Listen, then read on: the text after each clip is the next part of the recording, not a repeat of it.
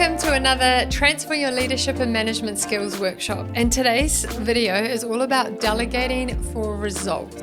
And when I use the word delegating, I have some managers that are like, yes, I love it. And I have some managers that are like, ooh, I wish I liked it. Why? Because delegating is one of those skills that we know we should all be doing, but there's a variety of reasons that we do or we don't. And today's session is all about how can we delegate in a way that you actually feel safe as a manager, that whatever it is that you've delegated out will be delivered back to you to the standard that you need, at the time you need, and you know that you can rely on that person. And also not just having one person you can rely on, but a team of people you can rely on. So we're going to go through it slowly and ask again questions from all angles, and then put some structures and ways that you can delegate where you can feel like you're more safe.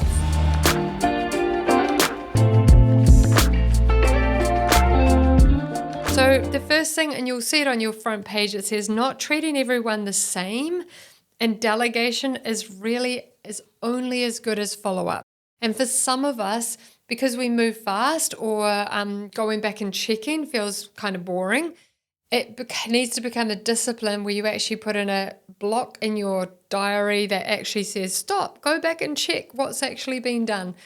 So we will go through this. Let's make the list of things we're going to cover, and then we'll jump straight into content, because today's session is full of supporting structures and supporting the delegation muscle. Me and often what goes wrong. You can write that on your first line. That's the first thing that we're going to talk about. Again, like always, it's an honest reflection of you, what goes wrong for your delegation, if it does. And again, this answer is going to be totally different for everyone.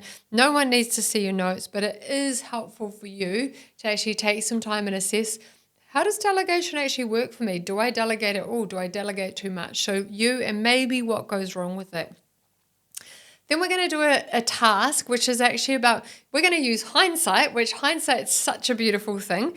We're going to actually look back and reflect on everything that we have been putting our fingers in, doing, and questioning whether we should have been delegating some of that out. It should be fun. And by the end of the task, I'm hoping that you go, oh my gosh, I've just can free up some time and things off my desk, because I can see where habits have driven my behavioral yes response versus, actually, I don't need to do that anymore. Okay, the next one, the right question to ask. Okay, when we get there, it'll be something that you can take away and keep as you move forward.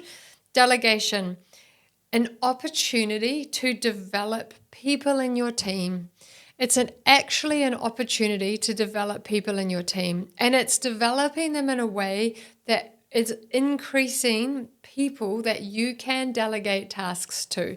Let me just say this, if you're already like, oh my gosh, I do not have time to do all of this, you're going to be able to buddy peer or peer learn alongside. But it's important that the more you grow as a manager, the more you need people in your team to be achieving tasks, because you need to get tasks achieved through the people in your team to make sure the team's growing, you're growing, and results are ultimately growing. The next thing you can write down is the skill-will matrix. The skill-will matrix. And we want to bring that to life. You may have heard of it before, but I want to bring some fresh perspective and give you some actually words you can use when you're using the skill-will matrix. Then the next one is 3 things to consider when delegating. 3 things to consider when delegating. And our last point is, you can write this down, wise trust and orange lights. Okay, so orange lights are not for speeding ahead and making it through. Okay, orange lights are like, oh, there's an orange light. I need to pause and assess. What's my distance? Should I speed through, or do I need to stop? But the point when I call it an orange light is for you to go, don't just keep automatically doing what you've always done. Why? Because we know the saying, you'll always get what you've always got. So this is about, okay, if there's an orange light, it's time to actually assess and choose your next action or step. So I'm on page me and often what goes wrong with delegation. So it's not necessarily what you've done wrong. It's just, these are some common trip up things that happen when managers delegate to people. And because they're common, I've got a list, but at the end of the list, I'll also get you to pause and see if there's something I've missed that you're aware of that happens for you. My first question is, what's been your experience with delegating? Okay. And then, is there anything that's gone wrong for you? So you can pause and answer that straight away, or you can come with me through my list and pause at the end and answer those questions. But the first thing you can write on one of those lines is, I tried, it failed, so not again. So maybe you're a manager who delegated something out. You tried to delegate, but what got executed failed. So you're just now very shy and cautious about delegating out. Okay, maybe you can write this down. This might be you. Instructions were too loose. Okay, so you delegated out, and then what comes back is they've taken huge creative license, but maybe it's because your instructions were just too loose. Another one, you can write this down. Left alone for too long on a task without check-ins. So maybe your past experience has been that you've left the person alone for just too long and you didn't check in enough. So again, by the time what got handed back or came back to you is not usable, not correct, not to company standard. Another one, you can write this down.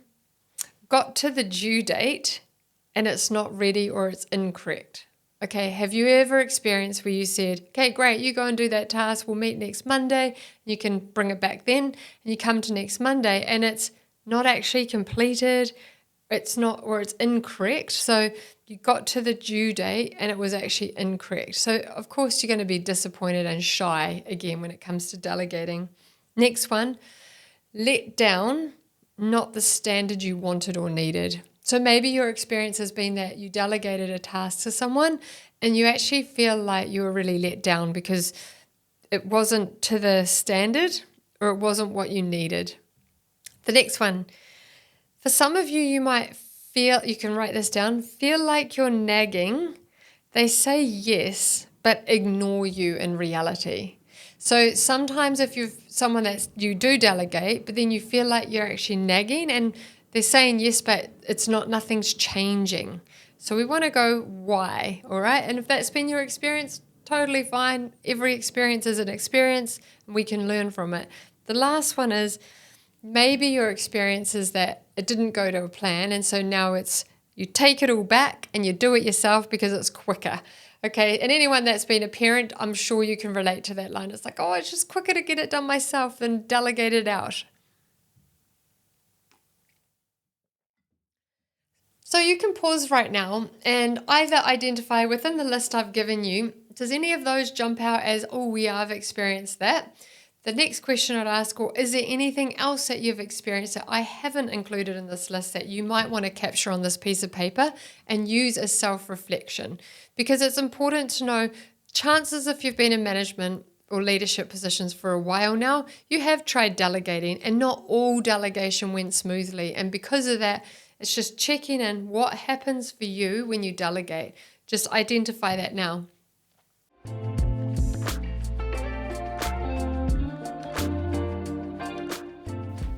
We're going to use Hindsight now as our friend. And in the exercise here, I want you to ask yourself, okay, a list of 50. Now that sounds like a lot and you don't have to do 50 and you can pause the video.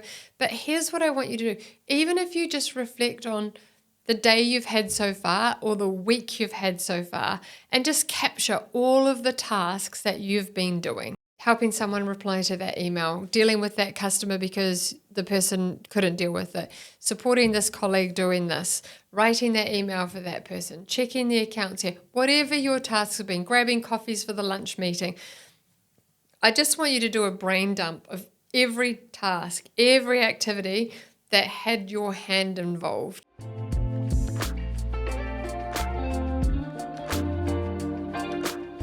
So once you've got that list, you'll see that there's buckets at the bottom of that page. And on those buckets, I want you to work out, well, how many people do I have available to me in your team? And you're going to put their name on a bucket, okay? And so you might have a receptionist, you might have a PA, you might have a sales manager, you might have a sales team, and there might be 4 people in that team, whatever. And you might need to add buckets to what there is there. But I just want you to identify you have a series of buckets. Now, each bucket is going to be that person that's responsible for a certain role within your company. And within that role, there's going to be things that they're good at, things that they're not so good at, and there's going to be certain willingness to do tasks and a certain resistance to do tasks. But here's what I want you to do just for today, and when we're using hindsight, is go back through your list of 50 tasks or your last week and just see, is any of the tasks that I put my fingers in and got involved in, could I have delegated some to certain people? And so essentially what you're wanting to do is draw a line from that task to that person's bucket. Why are we doing that? It's a great visual just to check in with yourself. Am I doing things that I could have or should have been delegating to somebody else on my team? Why? Because we're humans, and because humans generally work on habits. If we've always been doing it, it feels quicker and easier for you to just keep doing it. But is there things, tasks, and people where you could actually go, actually, that would be a nice task for this person now to get? And until we just pause ourselves in our tracks and just quickly ask that question, are we less likely to find the person that it needs to land on, because we'll just keep doing what we've always done? So part of delegating so far is we've looked at what's your experience been. The second thing we're looking at is, are there any tasks that you're actually doing and would be better use of time to be delegated to other people within your team? Again, we're using hindsight, so that would be the ideal world, but it's a great way just to show you maybe where you've got involved and potentially you shouldn't. So that's the buckets and using hindsight. When it comes to delegating, or when it comes to actually feeling like, oh my gosh, I've got a lot going on, and you're sitting there and your to-do list is building up, often a manager will be like, I just don't know how I'm going to get through this all. And I want to flip that question to change that question. And you'll see it says not. But rather than ask, how am I going to do it? It's not how, but who. So if you're a manager and you have people underneath you, rather than you be the solution or you are the person that fixes everything and knows everything, begin to start challenging yourself by asking, not how am I going to do it, but who could I do it through? It's a great way to keep finding ways to grow and develop the people in your team to make sure that they're growing with you, and yet you're not the answer to everything. Otherwise, you will always be needed and things can get clogged up if you're busy, unavailable, or sick. So the first question is not how, but who. So delegating is also an opportunity to develop. Let's jump into the skill will matrix. And I love it because it's a way that's going to allow you to delegate tasks, but feel safe when you delegate those tasks. Because actually what you'll find by the end of the skill will matrix is when you're passing over tasks to people, there's only one true box of delegation, and there's some other supporting styles that you can use when it comes to giving tasks to people. So let's just move through this together.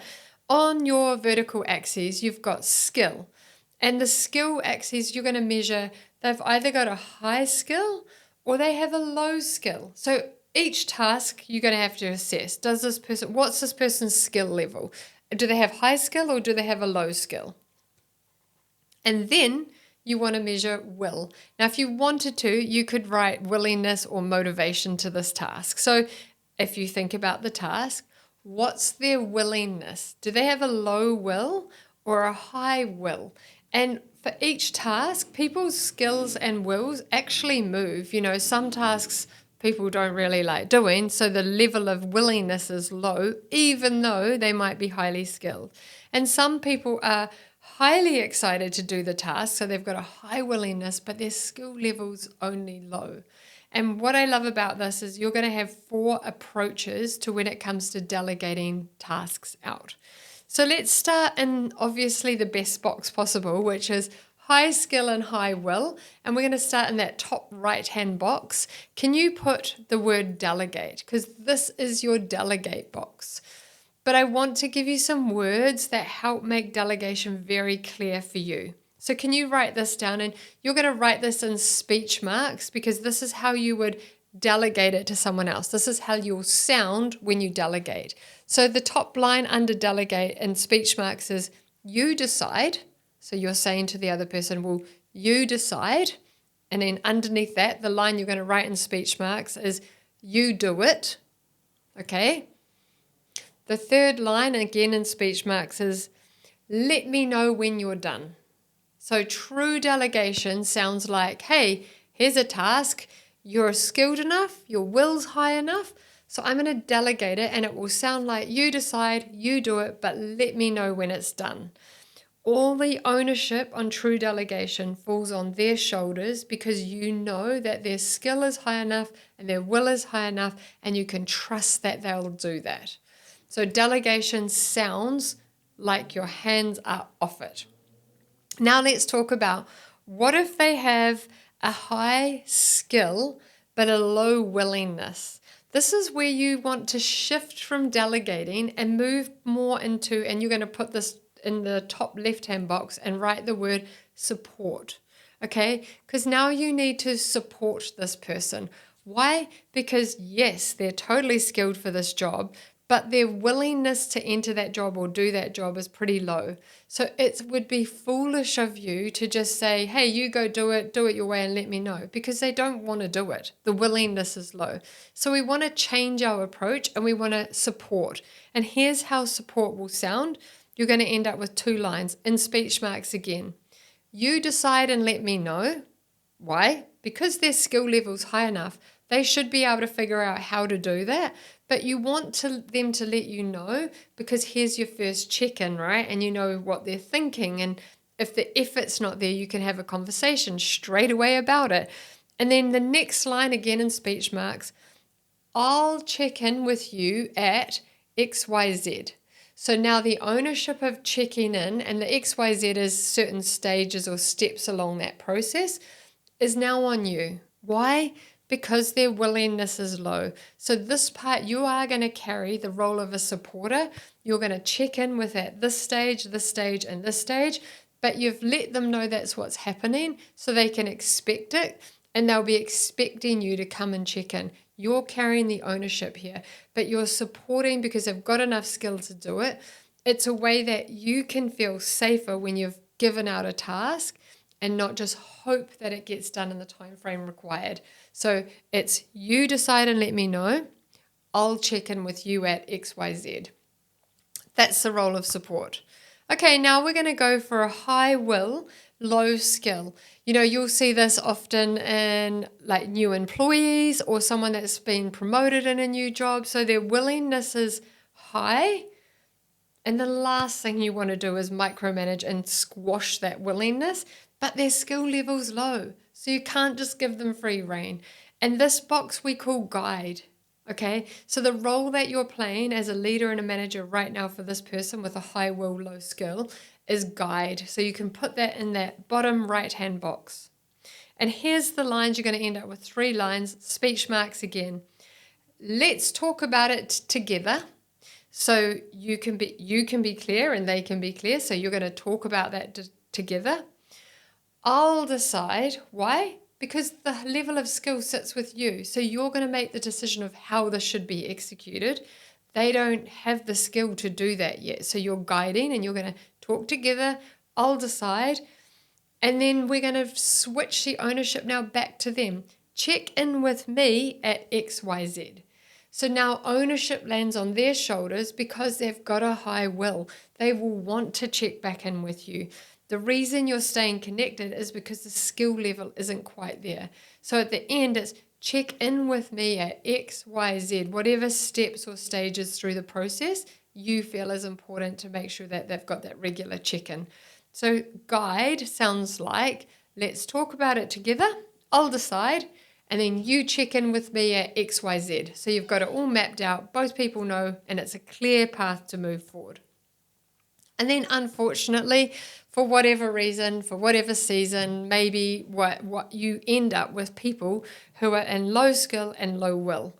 Okay, so not ideal, and not ideal if they're just staying there, but sometimes for a certain task, this is where you find someone.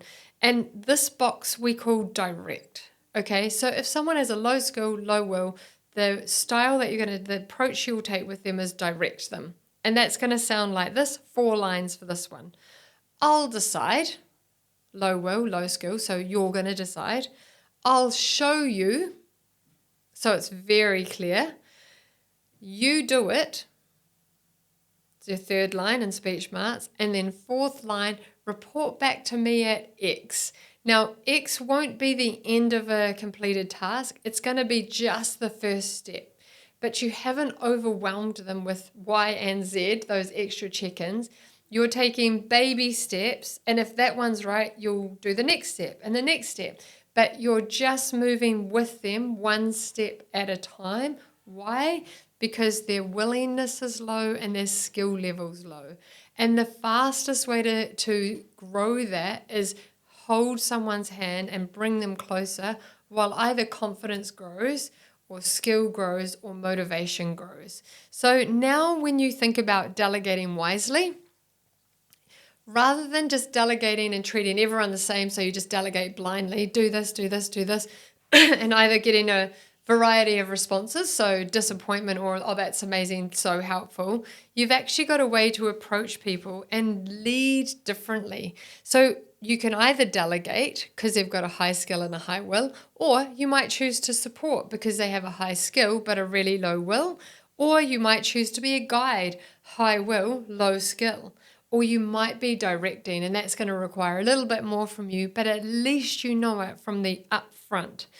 Before we go any further, I just want to ask a question, again, another self-reflection question for you, but we tend to find that when it comes to delegating, one of the first trip-ups that people will make is that they treat everyone the same and they just delegate all the same.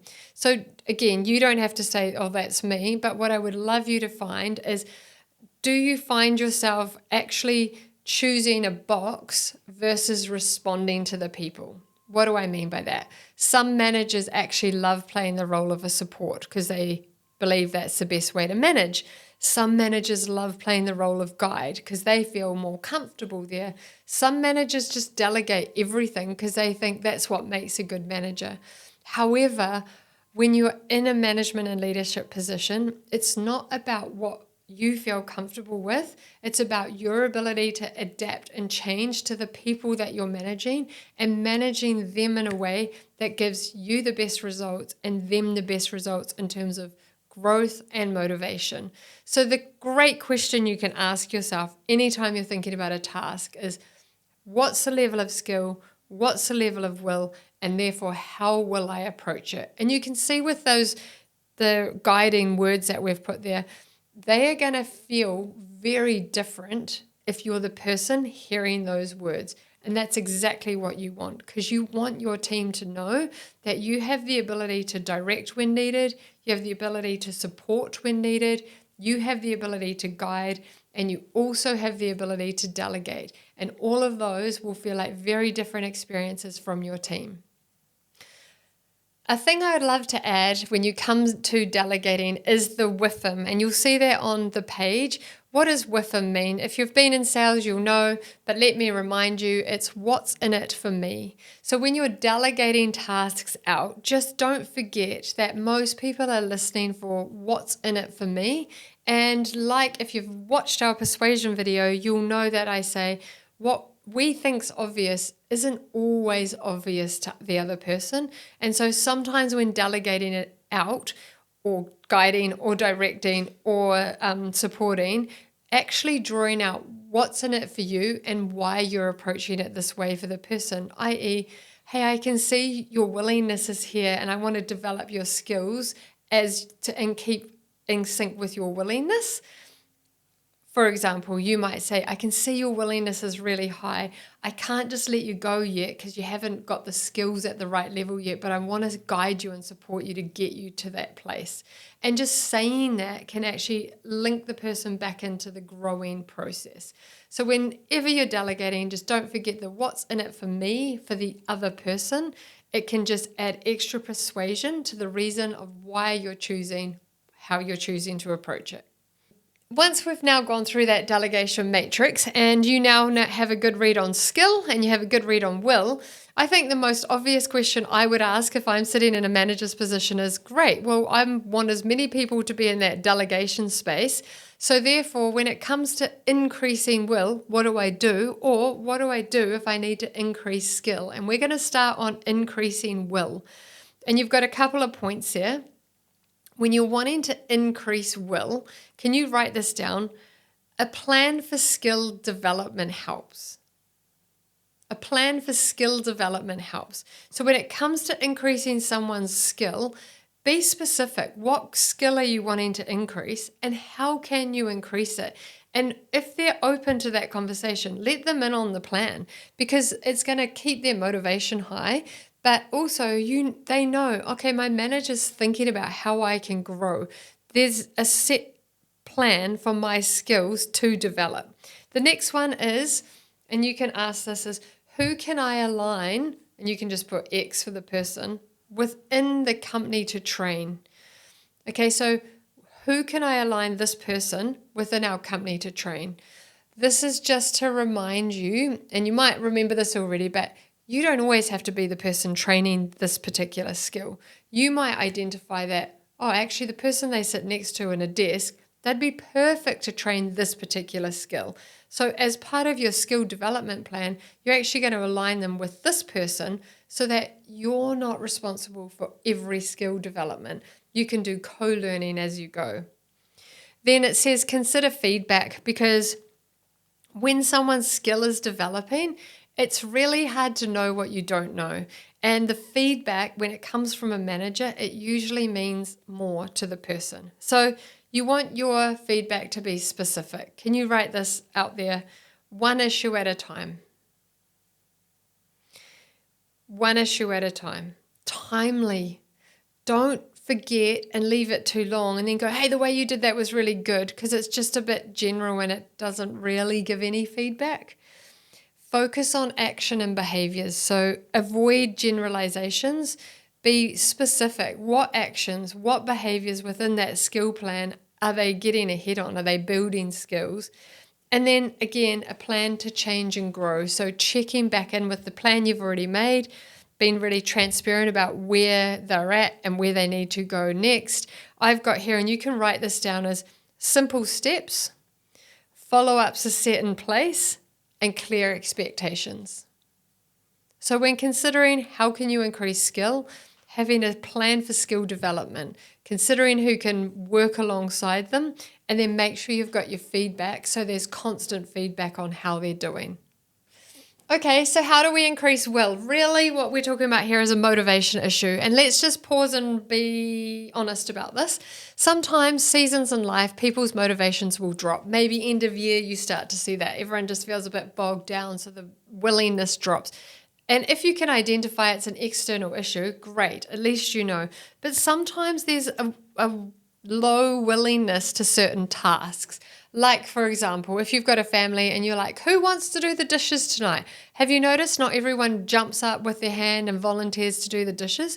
Because there's a low willingness to tasks like that. And in most businesses, there is tasks that feel like the dishes, okay? Whether it's checking the reports or filling out the reports or handing in your monthly expenses or whatever it might be.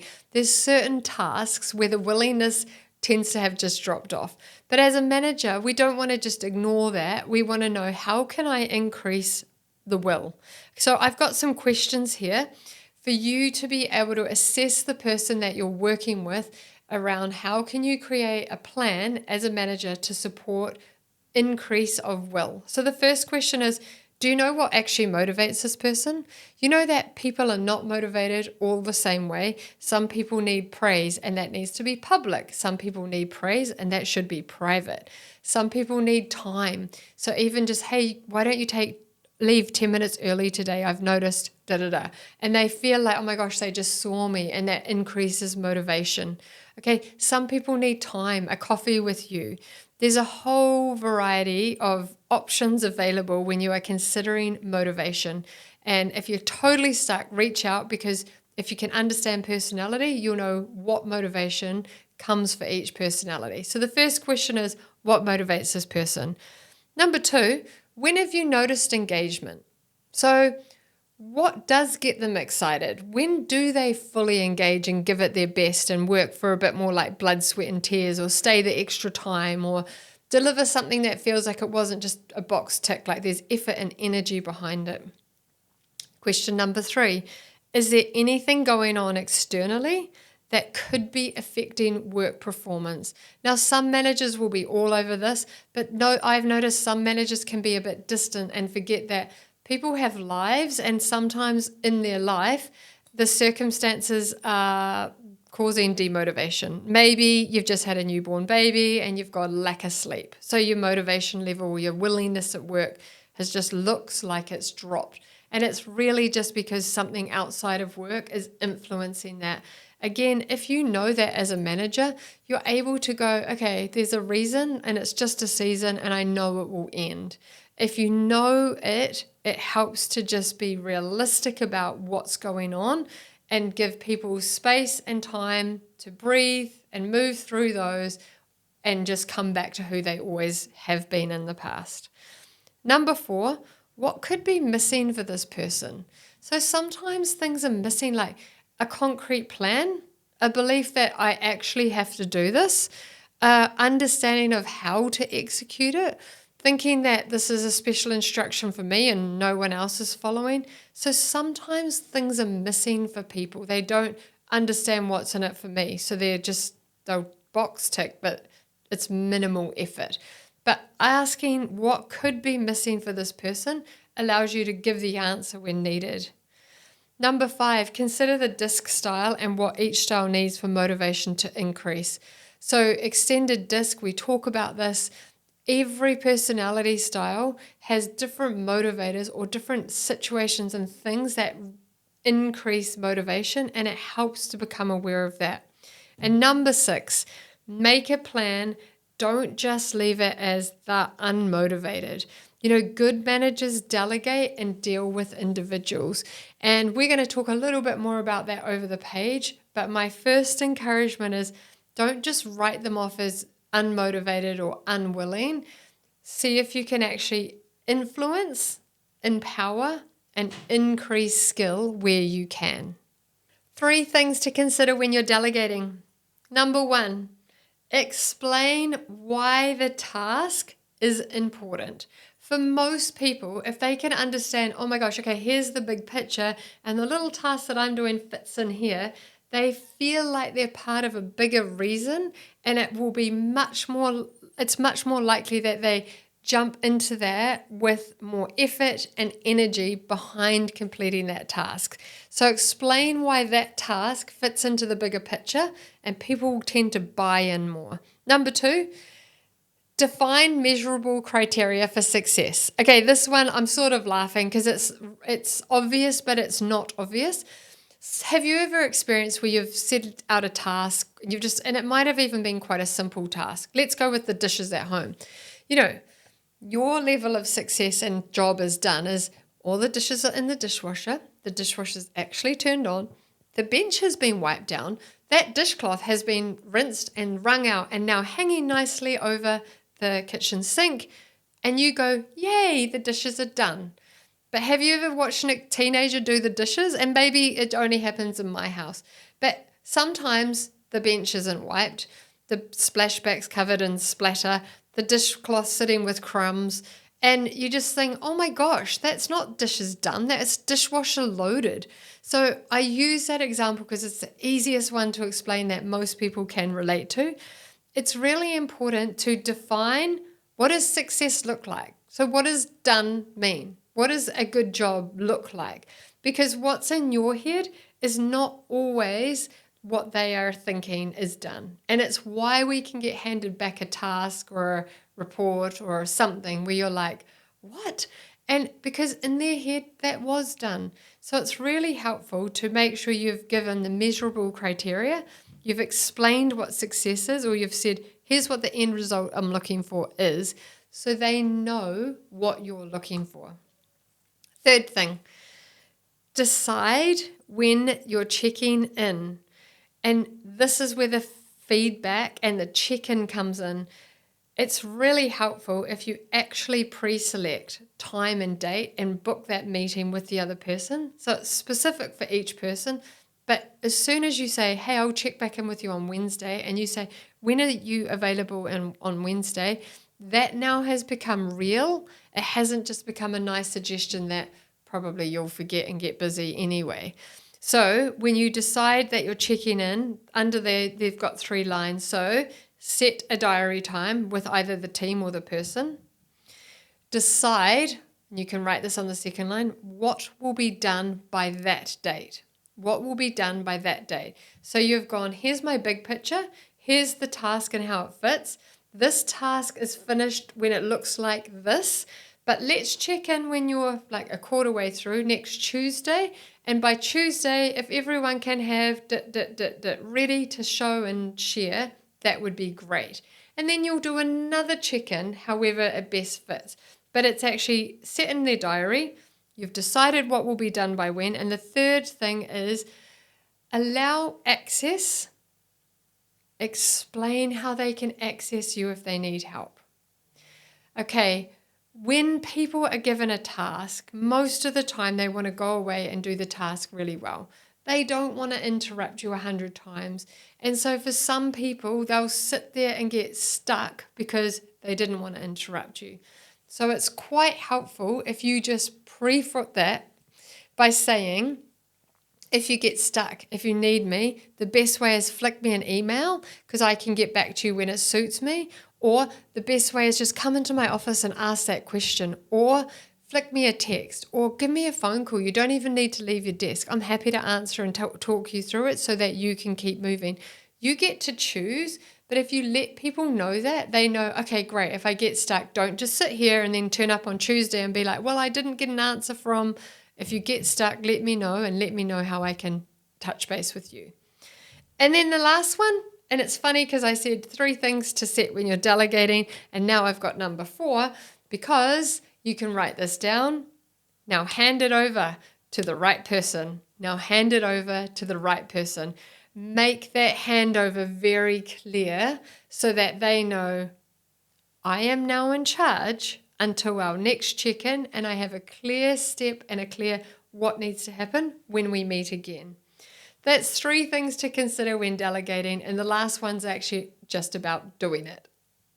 Wise trust and orange lights. Wise trust is, can you write this in your workbook, built by consistency and predictability.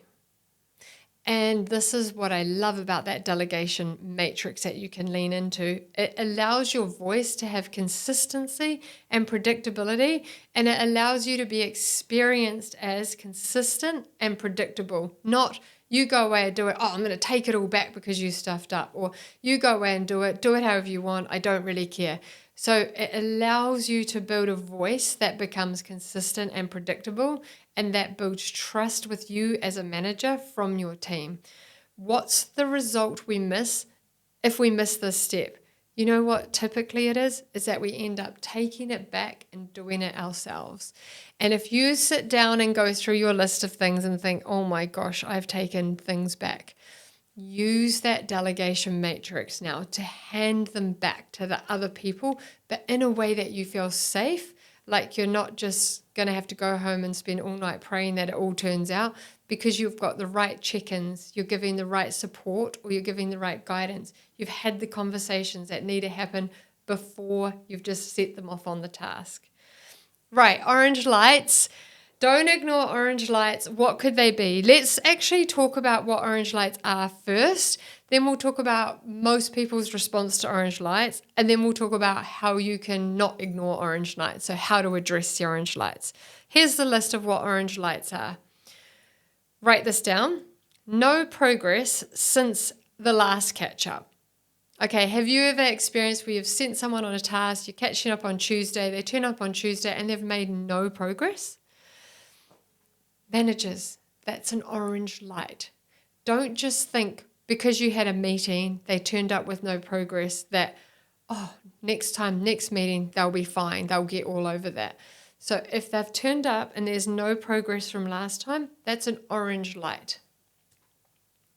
The next one, orange light, not following or forgetting instructions. So you're at a check-in meeting or you're having a conversation and you're like, hang on a minute, you're not actually following the instructions I've given, or you're forgetting some instructions.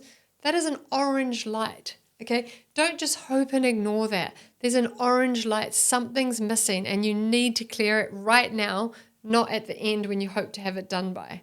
Another orange light, not taking it seriously. So I've watched managers where they've delegated tasks out and they come back and the team person's just like, oh yeah, I haven't got to that. It's not, I've got my own list of priorities. Therefore, they're not taking it seriously.